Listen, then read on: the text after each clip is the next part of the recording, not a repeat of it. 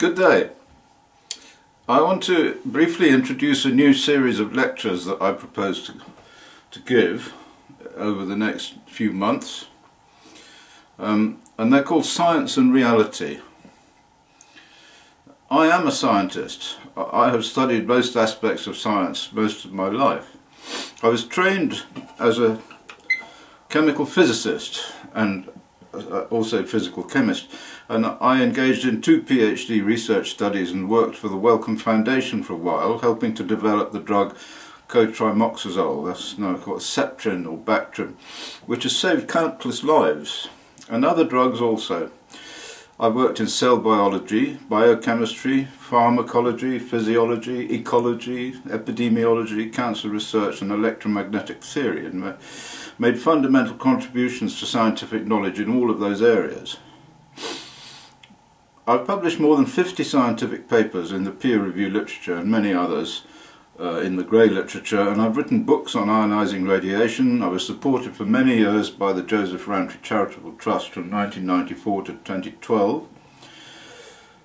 I was in the Green Party of England and Wales. I was its national speaker on science and technology for 8 years. I was a member of the UK Ministry of Defence Depleted Uranium Oversight Board and the UK Department of Health Committee examining radiation risk from internal emitters. I was Science and Policy Leader for the EU Policy Information Network on Child Health and Environment, looking at the effects of contamination of the environment on children's health. And my published epidemiology studies have found cancer and infant mortality near nuclear sites in England, Wales and in the USA, and also in Fallujah in Iraq due to depleted uranium.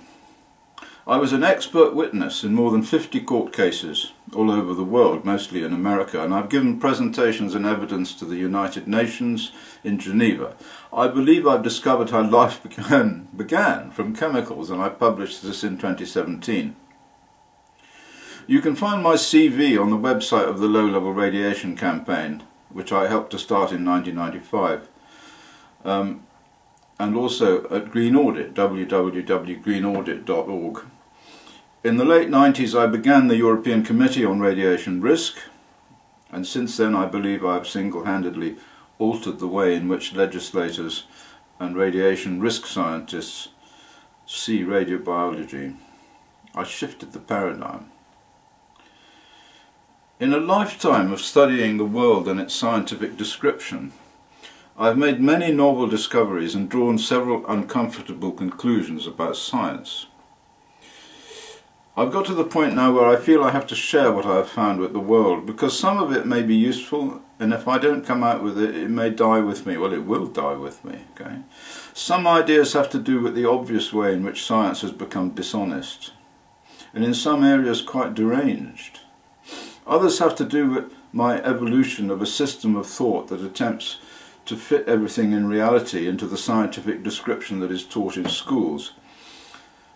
For science today will not allow anyone to publish ideas or even experimental results, evidence that shows the current understanding of reality in certain areas, mostly to do with money, is false and dishonest.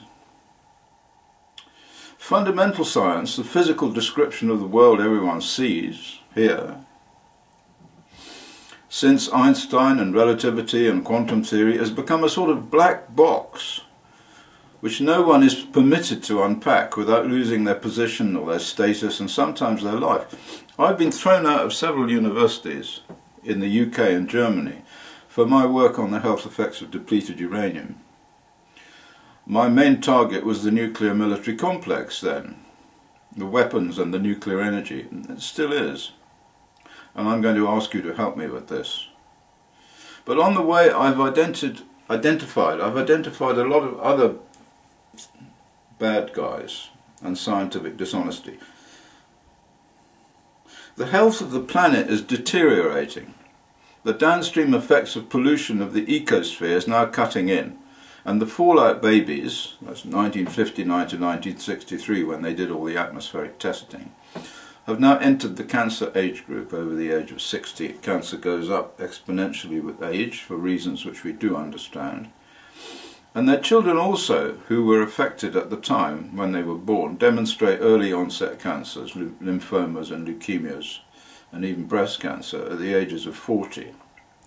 So my main aim there will be to describe how this happened and to try and stop it. And for this I have a plan, which I will pass on to you and which I hope that you may help me with. But that's not all. I hope to also unpack the scientific black box in its entirety, and I hope to show that science is only one way of describing what is out there, the world that we see and we understand, and not often the best way. I will try and take on science, and I hope you will follow me along this path to try and understand what science is and what it isn't. Science is essentially a method of thought, a method of philosophy, a method of understanding based on experiment and based on observation. But the problem is that that is a very crude way of understanding the world in its simplest form. Once it gets to more complicated issues, where you have to use a theory to understand a theory to understand a theory, then it can go wildly astray. And in fact, I will show that it has gone wildly astray. And so I hope, therefore, you will bear with me and listen to what I have to say and get back to me on it as well. I mean, I'm open to suggestions, I'm open to arguments, I'm open to disagreement. Let's talk this through and try and figure out what's going on out there. Let's do that. Thank you for listening.